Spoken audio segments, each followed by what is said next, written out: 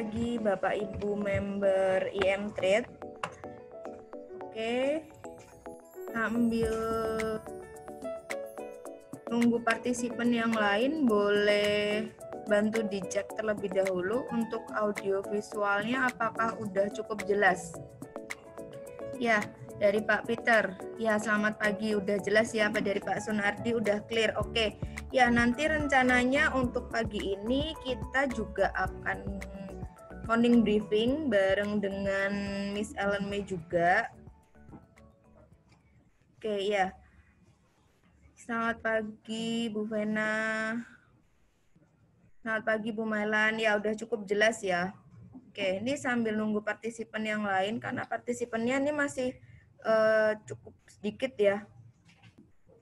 Jadi nanti setelah saya ada opening, kita bahas dulu mengenai view IHSG dari hotlist yang sudah kita bagikan tadi pagi. Nanti akan langsung disambung oleh Miss Ellen, kayak gitu ya Bapak Ibu. Jadi nanti kalau misalkan Bapak Ibu ada pertanyaan terkait dengan kondisi IHSG saat ini, yang kemarin dia mengalami pelemahan yang cukup signifikan juga, dan bursa pun BEI dan OJK menerapkan beberapa kebijakan yang cukup darurat untuk mengatasi gejolak yang ada di bursa ini ya. Nanti Bapak Ibu bisa langsung drop question di chat. Jadi jangan di Q&A, nanti takutnya nggak kejawab. Jadi langsung di drop ke chat ya. Oke. Ya. Waalaikumsalam. Ya, terima kasih. Oke. Ini masih sedikit juga. Oke, sambil Bapak Ibu juga bisa sambil dicek untuk hotlist yang kita bagikan itu ada di email dan di aplikasi IM Trade kita. Kalau di aplikasi IM Trade kita itu ada di bagian fundamental, kemudian di edukasi online, kemudian klik bagian fundamental, kemudian ada di bagian judul yang dia memuat ada kata-kata hotlist kayak gitu. Nanti bisa dicek di situ untuk hotlist kita. Jadi bisa sambil dibuka, sambil dibaca juga, sambil menunggu partisipan yang lain.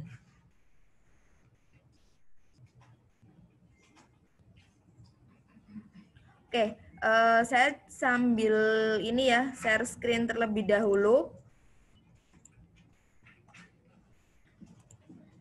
Ya, kemarin kita awali dulu dari pergerakan dari composite index kita. Nah, ternyata kemarin composite index kita ini dia ditutup cukup melemah signifikan juga ya, karena di sini selama sebelumnya di 5 Maret ke 6 Maret, berarti kan dari hari Kamis ke hari Jumat, ini kan dia terjadi pelemahan dengan adanya gap down turun ke bawah. Dan di hari Senin ketika open juga, ternyata dia ada gap juga di sini. Dan pelemahannya juga cukup gede juga nih. Secara candle pun dia Black Marubozu kayak gitu, walaupun ada ekor sedikit di bawah sini, tapi ini ekornya kecil sekali kayak gitu. Jadi memang lebih cenderung full candle merah kayak gitu. Jadi biasanya kita nyebutnya Black Marubozu. Kemungkinannya adalah IHSG-nya masih akan berpotensi menguji ke area support dia selanjutnya di kisaran area 5.000 kayak gitu. Karena memang ketika jalan market kemarin, prediksi kita sebelumnya di awal pekan untuk hari Senin IHSG ini akan menguji area melemah, menguji areanya dia di area 5.200. Namun ternyata di area 5.200 ini dia tertembus, dan ketika area 5.200 ini tertembus, maka otomatis yang akan menjadi support selanjutnya adalah dia akan menguji area 5.000. Kenapa kita jadikan patokan area 5.000 ini? Karena kalau dilihat area 5.000 ini juga merupakan area row number seperti itu. Nah, di area 5.000 ini adalah area row number. Kemudian kalau kita lihat di indeks DJI, untuk hari ini dia juga terjadi pelemahan juga. Ditutupnya juga melemah. Melemahnya hampir serupa dengan IHSG kemarin. Begitu juga dengan S&P.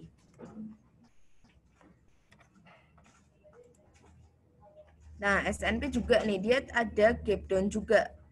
Jadi masih berpotensi untuk IHSG kita melanjutkan pelemahan. Nah, IHSG kita kemarin mengalami pelemahan itu lebih dikarenakan adanya dorongan selain dari virus corona, itu dia ada yang namanya harga minyak itu dia mengalami pelemahan cukup signifikan. Jadi inilah kenapa kita tidak terlalu rekomendasikan Bapak Ibu untuk berinvestasi di sektor komoditas, terutama komoditas yang dia pergerakannya ya cukup volatil seperti kayak batu bara maupun minyak bumi. Karena kemarin untuk sektor minyak sendiri di sini dia terjadi pelemahan yang cukup dalam 27,31%. Untuk hari ini dia ada sedikit rebound. Nah, namun kalau dilihat dari view besarnya di sini, dia kan kecenderungan sebelumnya dia sideways, kemudian dia jatuh turun lumayan dalam. Nah, ini dia membuat beberapa sektor, beberapa pasar yang ada, pasar global, itu dia terjadi pelemahan juga yang berefek pada IHSG kita kemarin, seperti itu. Nah, pemerintah sendiri dengan adanya kejadian kemarin yang dia telah menjebol area 5.200-nya, pemerintah akhirnya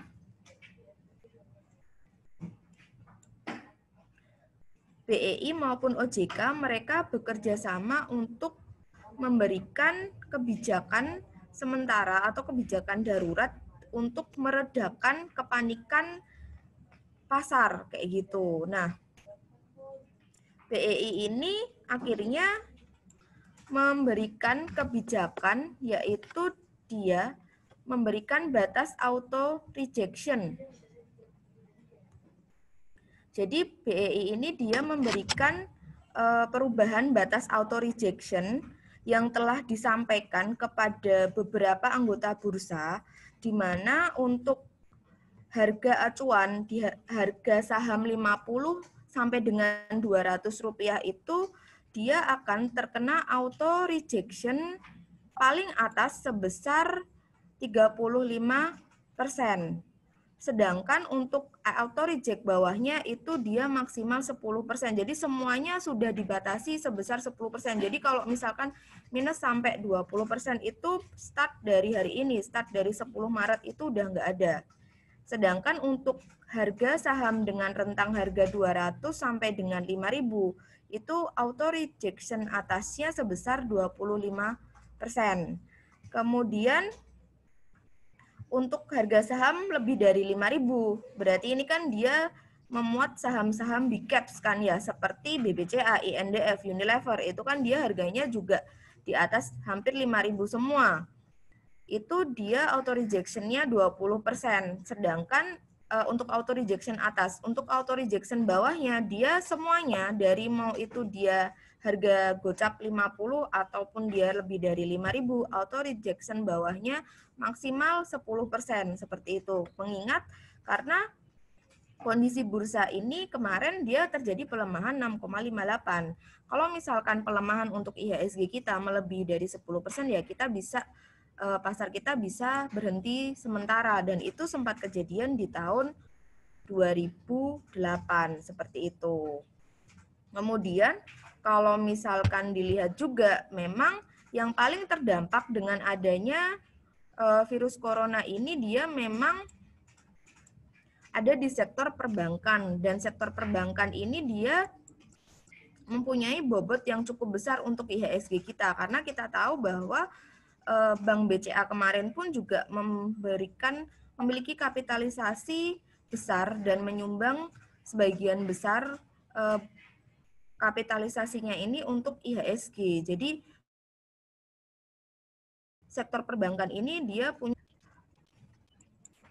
punya apa namanya? Bobot 33% terhadap IHSG. Jadi masih ada potensi bahwa IHSG ini dia masih akan cenderung bergerak melemah seperti itu. Oke, coba saya cek dulu untuk partisipannya.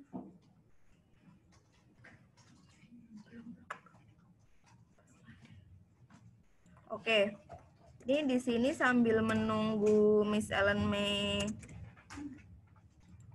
mengikuti di sini, kita sambil bahas dulu ya untuk view kita, karena memang posisinya untuk beberapa kemarin kita sempat masuk juga di beberapa saham, namun ternyata pasar belum menunjukkan tanda-tanda perbaikan yang signifikan dan akhirnya kita memilih untuk 100% cash terlebih dahulu, karena memang kalau kita lihat secara tren, kalau kita garis menggunakan garis tren, jadi misalnya Bapak Ibu yang masih baru, masih pemula, itu juga bisa belajar chart dari aplikasi kita yang ada di IM-Trade, baik itu by phone ataupun juga di web kita, itu bisa nanti dicoba karena kita sudah link dengan IHSG, dengan TradingView, jadi nanti bisa dicoba. Jadi untuk penanda bahwa kondisi pasar ini dia kondisinya masih bearish, itu bisa kita gunakan yang namanya garis trendline, dan terlihat di sini puncak yang ada di sini masih lebih tinggi daripada puncak yang terjadi sebelumnya. Jadi ini kan dia masih lebih rendah. Nah, ini kan dia terjadi juga percepatan downtrend. Nah, ini kan dia makin cepat kan turunnya.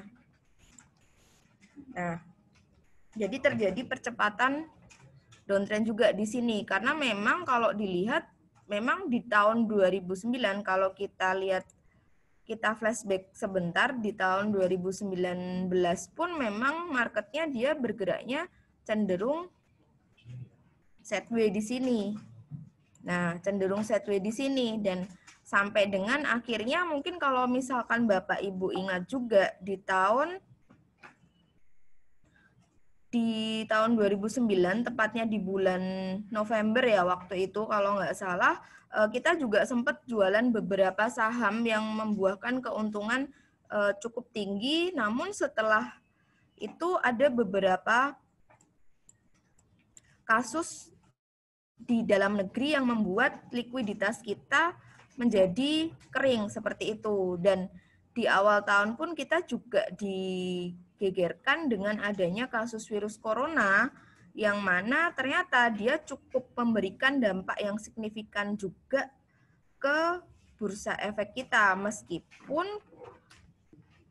kondisinya virus corona ini startnya, awal mulanya dia dari China, tapi ternyata dia juga berefek ke Indonesia, karena memang Indonesia ini dia adalah salah satu negara yang punya kerjasama dengan Cina, baik itu dari sektor batu bara maupun juga dari sektor yang lain.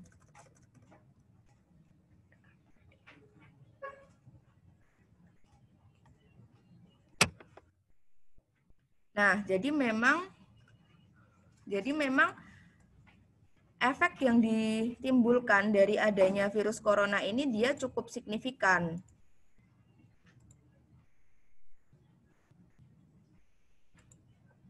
Oke, jadi kalau dilihat tadi memang kondisi bursa kita di tahun 2009 tadi sudah kami sampaikan juga dia cenderung sideways. Kalau istilahnya memang dia sideways ini kan dia bergerak ke samping-samping aja, sampai akhirnya di November kita sempat ditandai dengan adanya jualan massal, di mana beberapa harga saham second liner jatuhnya dia hampir berurutan. Dan kemudian ada virus corona yang cukup menggemparkan dunia. Walaupun memang penyebaran corona ini dia sudah mulai ditekan oleh pemerintah, baik itu pemerintah Cina sendiri maupun dengan pemerintah Indonesia. Namun bursa global kita masih mengalami pelemahan yang signifikan kayak gitu. Kalau misalkan nanti IHSG kita jebol dari 5.000 gimana coach ya? Kalau misalkan untuk IHSG kita dia turun dari areanya dia 5.000 ya otomatis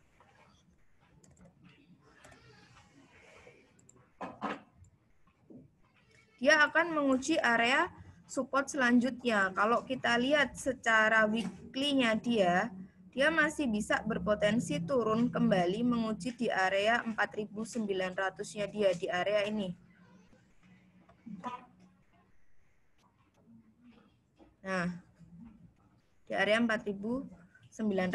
Nah, strategi terbaik yang bisa kita lakukan saat ini adalah kita tunggu dulu. Jadi saat ini memang belum waktu yang cukup tepat untuk serok bawah gitu kan ya Bapak Ibu biasanya. Nanti akan kita bantu informasikan kalau misalkan memang sudah cukup bagus kondisi marketnya untuk melakukan pembelian. Jadi untuk saat ini memang lebih baik wait and see terlebih dahulu, kita siapkan peluru kita supaya nanti ketika memang sudah ada kondisi market yang sudah cukup membaik, nanti akan kita informasikan supaya Bapak Ibu juga bisa beli dengan strategi investasi seperti itu.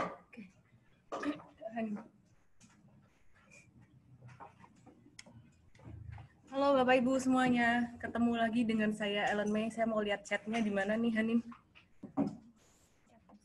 Oke, teman-teman yang di Instagram kita lagi morning briefing pagi ini.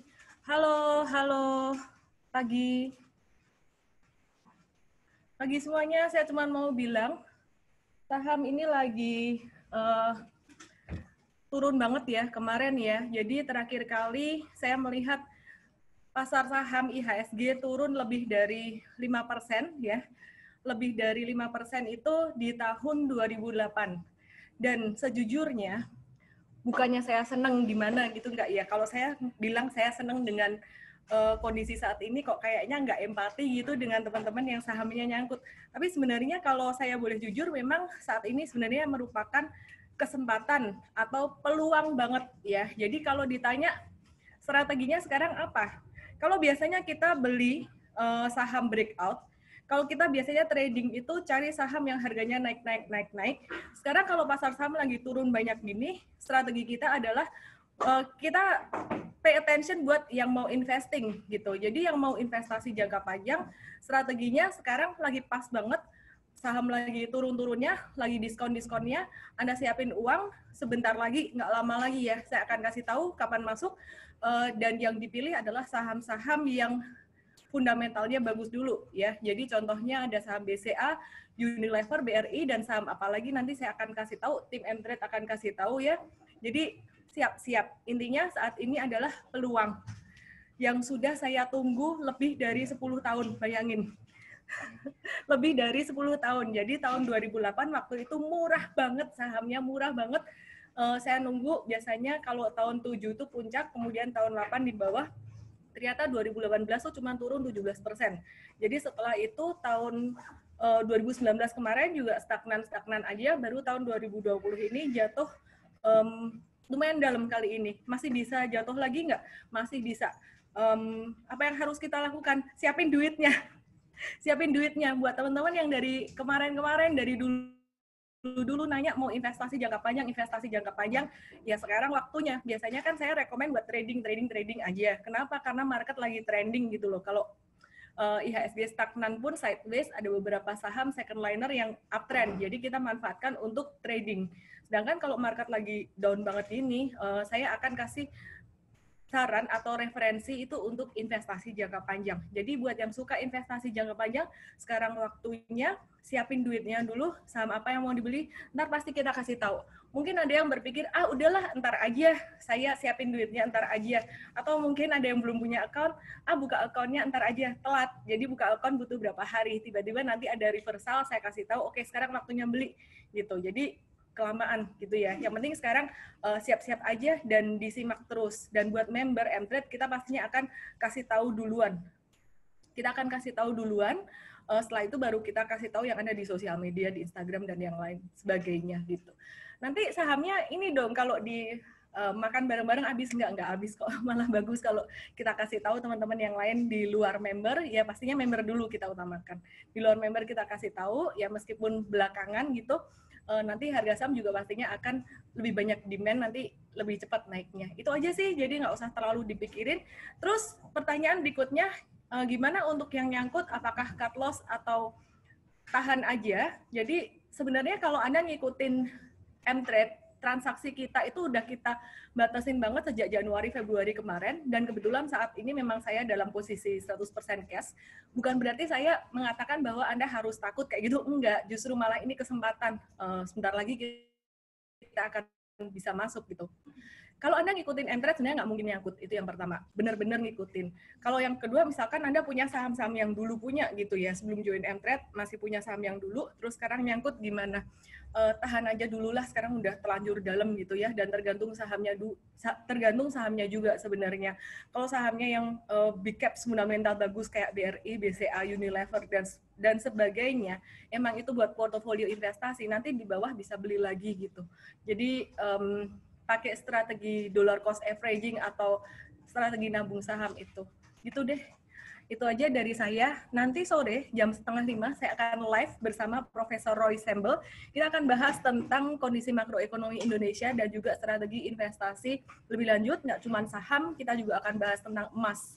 Yang menarik ini kalau misalkan Anda ada trading emas ya, trading emas itu dengan strategi super trader bisa banget dipakai. Jadi yang mau belajar strategi super trader nanti tanggal 4 sampai 5 April 2020 saya akan ajarin, cukup 2 hari aja, biasa 4 hari, sekarang saya bikin 2 hari aja cukup, langsung aja daftar ke ellendesme.com/workshop. Oke, yang nyangkut tenang aja ya, oke. Kalau fundamentalnya bagus kayak BRI, Unilever dan sebagainya, udah biarin aja nggak apa-apa. Sekarang udah telat buat cut loss. Oke, itu aja. Sampai ketemu lagi nanti jam 4:30 sore di Instagram @ellenme_official bersama saya dan juga Profesor Roy Sembel. Salam profit.